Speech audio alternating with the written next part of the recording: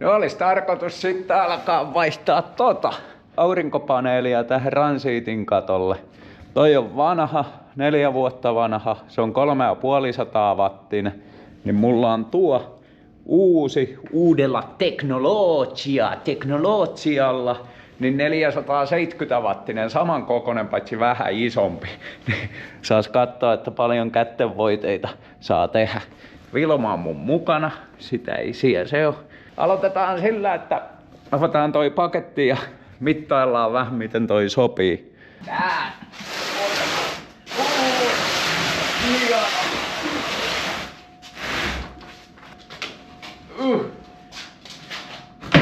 Siinä se nyt on. Näyttää aika paljon isommalta kuin se toi.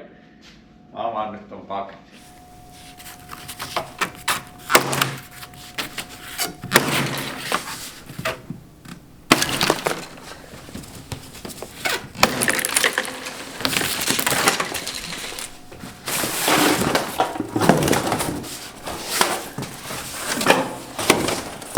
Ui, se on hieno.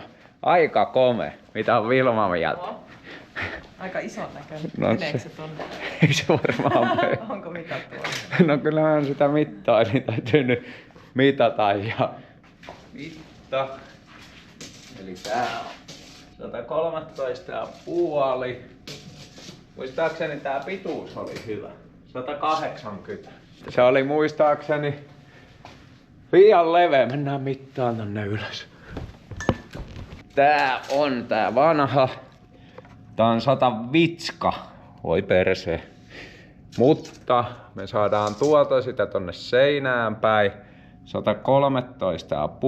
113,5. Eli toi yksi lauta pitää poistattaa ainakin. Ai mitään, irrotetaan. Tää mun pitää irrottaa noin laudat, toi lauta ja toi pituus muuten. 180, ei se käynyt ihan men linjalle, mutta tuo edessä on sitten tilaa sille. Eli on se vähän isompi, mutta tosiaan 3500 wattia tää, 470 wattia toi. Ja toi kestää varjoa enemmän kuin nämä vanhat paneelit vissiin, kun tää menee varjoon, niin tää niinku ei lataa isolta alueelta. Niin ton pitäisi kestää sillä lailla, että se ei koko kennostoa sammuta, vaan se rajaa pienemmälle alueelle, jos jää varjoon tai jotain paskaa tulee. Niin tää nyt on tämmönen testi. Ensimmäisenä pitää muuten muistaa laittaa toi huoltotilaan toi meidän aurinkopaneelin niin kuin se itse inverterisysteemi.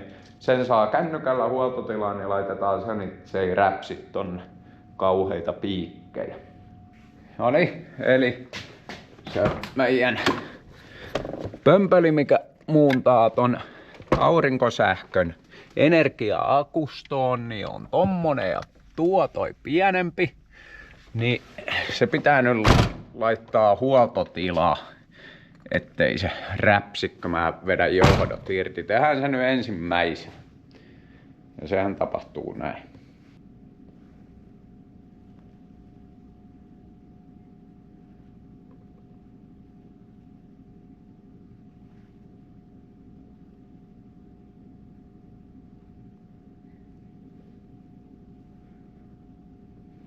Noin.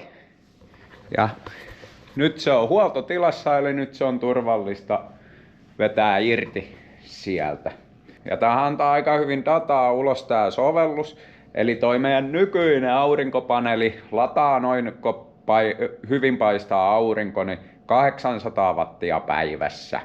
900. Ihan huipussa sieltä on tullut yli kilowatti, mutta se on hyvin harvoin. Niin aika jännä nyt katsoa sitten, kun vaihtaa ton paneeli, että mitä se sitten latailee.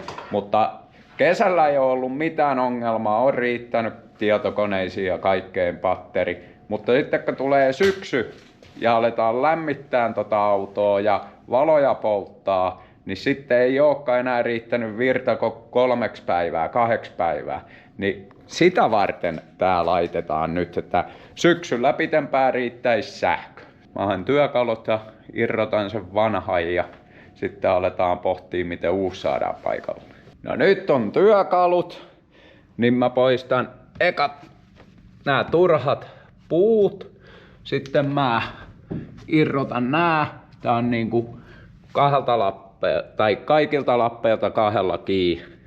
Ja sitten nostetaan vanha pois ja aletaan sovittaa uutta, mutta ekana poistetaan noita.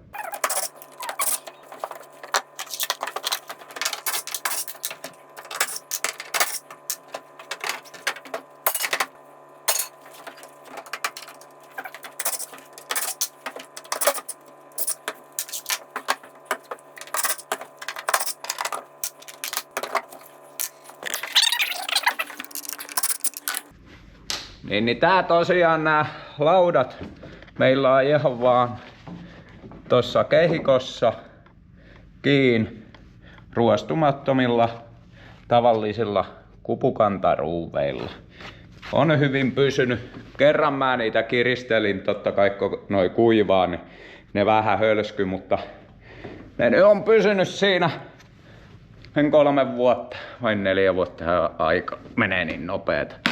On toimiva ratkaisu ollut. Mutta tää nyt poistetaan tästä luultavasti kokonaan, kun toi leviää. Sitten noi vie irti, noi kulmakiinnikkeet. Noi kiinnikkeet on ihan siis tarkoitettu aurinkopaneeleille, millä laitetaan niitä ihan taloihinkin. Niin niille. Mä otan vielä ne irti.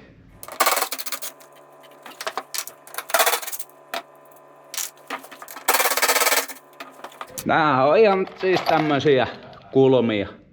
Ihan perus. Huttunenkin saapui paikalle. Ja tää on tämmönen. Voi vittu. Eli tää paneeli on ihan tämmönen. Ja siellä on pikaliittimet tuo. En muuta huomannut katsoa, että tuossa uudessa pitäisi kans olla. Ja plussa ja miinus pitää saada oikein päin. Mä revin tänne alas täältä ja sitten heitän tuon uuden tänne ja vähän sovittelen. En mä edes mittaamalla. Mä heitän sen tähän paikalle ja katsotaan miten se istuu. Löytyykö? Löytyy. Vilma haki vetoniittipiini. Luultavasti ei oo muttereita. Niin nää on vetoniiteillä nää kierteet. Tuo on toiminut hyvin. Eli nää on tämmöisillä liittimillä vaan.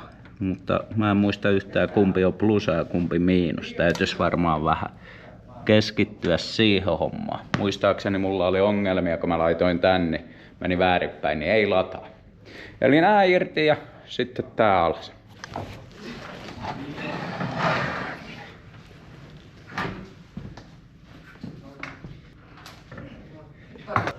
Mä heitän tän tästä vaan. Pidän vielä ylhäällä. Joo. No niin, päästiin. Maailman vahvin. Ei oo edes paljon paskaa. 1 käpä. 1 käpy vaan. Onko vieras laji? En tiedä muuten. Nyt tarkkaan. Ai saatana, kaakku tuhoutuu, kaltu luonnonsa. Nyt olis toi putsattu toi alue. Tämähän tosiaan tää räkki on vaan ihan tällä ei kiinni tuon toinen ruostumaton lattarauta tuo pohjalla, mikä on 1 pultilla läpi. Tän alla menee runkopalkki, mihin se on kiinnitetty toi alempi. Ja siinä on kierteet pystyssä näin. Ja siinä tää on kiinni 8 pisteestä tää räkki. Pysyy, on toiminut. Olen tyytyväinen. Tämähän on eka kerta kun mä tänne näen sen jälkeen, kun mä oon rakentanut. Ja tohon laitettu vaan betoniitit aurinkopaneelia varten ja noita kiinnikkeitä varten. Ja täältä nyt näkee muuten itse asiassa aika hyvin ton, miten mä oon tuonut sähköjohdot tänne katolle. Eli siinä on vaan ihan tavallinen läpivientiholkki ja sitten siitä tulee kaikki noitten valojen johdot, aurinkopaneelin johdot ja sitten sieltä tulee muutama ylimääräinen. Muistakaa aina kun vedätte, niin vetäkää vähän ylimääräisiä johtoja, koska sitten kun teille tulee, että mä haluan lisää jotain, niin sitten niitä johtoja on valmiiksi, ja koska tänne on nyt ihan mahdoton vetää mitään, kun tuo sisällä on jo kaikki valmista, niin se menee ihan kikkailuksi. Kun tää on putsattu, niin heitetään toi uusi ihana tänne ja katsotaan miten se istuu. Noniin, Lasse on apuna, nostetaan toi. Mä annan sen vanhan takan. Joo. Meneepä tää menee heittämällä tää. Se on ihan vinossa toi teidän valo. Se onko se jäi vinoon, täytyis nyt suoristaa se. Ja se. Tämä. Se. Venäs. Onko se sieltä kiinni? Joo. Venäs. Onks kiinni? Oo. Keski. Ja maa. Katsotaan miten käy. Että laitetaanko vanha takaisin.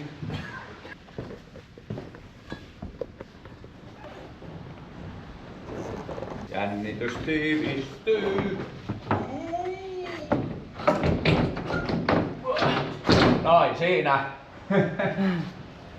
Mahtuuko se sinne? No siis kyllä ne tähän menee, mutta noi kaikki kiinnikkeet pitää tehdä uusiksi. Ei siinä niinku iso homma. Mitä seuraavaksi? Lähdetään ajelemaan. Valmis. No, täytyy vähän suunnitella miten noi kiinnikkeet ratkaisee. Tää takakiinnikkeet menee ihan täydellisesti. Etukiinnikkeet oli vaan itsestään porautuvilla. Mutta noi sivukiinnikkeet pitää vielä suunnitella. Voi olla, että mä joudun vetämään nekin itsestään porautuvilla. Tuosta yhdestä laudasta pitää pienet loveukset tehdä, että saa noi kiinnikkeet sinne. Ei ongelma. Joo, ei. Mä alan suunnittelemaan noita kiinnityksiä. Katsotaan miten se ratkeaa. Tää joutuu näköjään vielä yhden laudan tästä irrottaa. Mutta mä tajusin semmoisen homman, että toi lauta mikä oli tässä, niin sehän on lovettukin jo valmiiksi. Niin mä saan käytettyä varmaan sitä vanhaa lautaa, ei tarvitse tätä loveta. Mä pistän tänne vetoniitit, mutta tonne puolelle ei enää mahdu vetoniittiä, joten mä laitan sinne vaan itse porautuvalla isolla noin kiinnikkeet. Laitetaan nyt ihan ensimmäisenä. Tää kytketään kiinni, etten mä kiinnitä tätä ja sitten unohda, että tää pitää kytkeä. Eli katsotaan nyt, että onko nämä liittimet ollenkaan samanlaisia kuin noi vanhat. Näissä liittimissä oli plussa ja miinus, niin kuin tuossa vanhassakin, mutta sitten mulla on mennyt omat merkinnät silloin joskus väärin, että ne oli merkattu plussat ja miinukset väärin. Vedän alas vielä. Täällä on tosi onnettomat merkinnät, mutta tää on plussa. Eli se on toi. Eikö se on toi? Tää on miinus. On puhtaat hienot liittimet. Annako Vilma vähän sitä sisua? Se sisua vähän. Päästetään tonne. Miinus miinukse. Plussa plussaa. Noin. Nyt se pelaisi periaatteessa. Jos vaan kytkettäis se sieltä kännykkäohjelmalla toimii, mutta ei kytketä vielä. No niin, kun mä niitä vetoniittejä hehkuttelin, niin ne on siis tämmösiä. Tää nyt on iso, mutta tää on niinku kierre, joka laitetaan tollai, se puristuu siihen peltiin. Ja tässä on pihdit, jolla ne laitetaan. Eka porataan 13 millin reikä ja eikö 11 millin reikä ja sitten tää on tämmönen systeemi. Tämä. Missä? Mikä? Niin se vesipumppu. Laurilla on vesipumppu hukassa. Vesipumppua etsimät. Mä tuun koottamaan eikä näytä miten tää vetoniitti toimii. Eli toi vetoniitti pyöräytetään toho. Pihdit ladataan auki. Sitten kun toi työnnetään sinne reikää ja nää vetää, niin toi rymppääntyy sillä lailla, että se kiristyy siihen peltiin. Ja siinä on sitten kierre, joka kestää. Rymppääntyy. Niin, rymppääntyy siihen reikään. Niin sitten siinä on kierre, joka toimii edes sun takaisin, kun kierre toimii yleensä sillä lailla. Noi itse porautuvat on semmosia, että ne voi pettää. Eli mä laitan nyt tommosia sinne muutaman kappaleen. Mä näettiin nyt vesipumppu. Eletään jännettäviä aikia. Vesipumppu on hukassa. Lauri on hukassa. Traktori ei etene. Mä ratkaisen se Juomalla olua. Mä voin ottaa kans yhden nyt, kun tuli puheeksi. Melkein aurinko paistaa. Mä näen, jos se onkin, hei, jos se on tuo sun Mä työmaalla. voin näyttää millainen se on. Nyt tulee Näytä. yleisövihje. Että Veris Valdo. Voi eris Valdoa etsimässä. Valdo Pumppen. Ui, hyrskyti. Brrr. Kukas tän teki tän hyrskytti? Silta. Silta. Niin se on aika iso. Ja paino. Siltanen sorvas hyrskytti. Tää on paljon kiinnostavampi juttu kuin mun. Toi. Kato, täällä on. Hurr. Ei löytynyt vesipumppua, mä menen jatkaa hommiani. Eli noin mukaan. Nyt suoritamme betoniitiasennuksen tohon.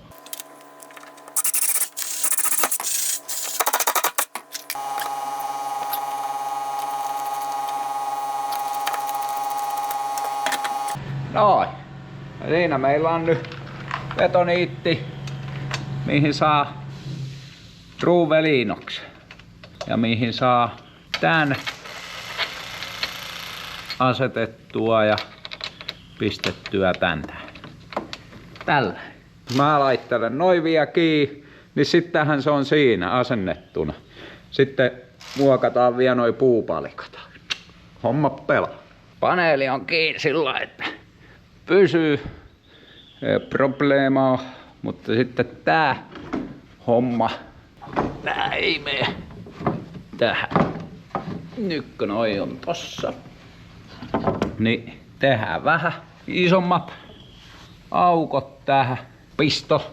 Pisto sahalla, eli takaisin alakertaan. Sitten vaan raakapeliä. Tosta ajetaan vähän isommaksi aukkoja. Onneksi kattoin, että kuinka paljon, mutta vedetään lonkalta.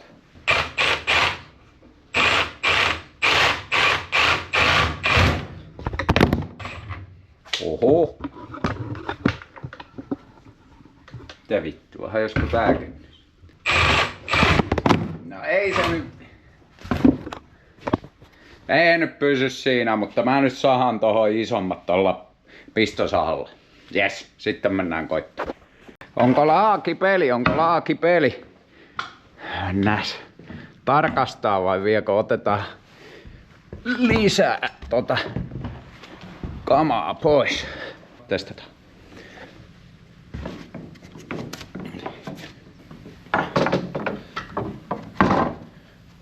Ui. Se honas se. Sekin meni sinne. Ihan tuolta vähän ja tuolta vähän. Vähän on väärässä tasossa, mutta mä vähän isonnaan ja hion vielä. Niin sitten.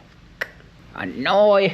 Vähän tuli reilut reijät, mutta ei oo mitään väliä. Ei vaikuta huippunopeuteen. Sitten nämä etupuut vielä pitää plaastaroida, koska sehän kasvopituuttakin.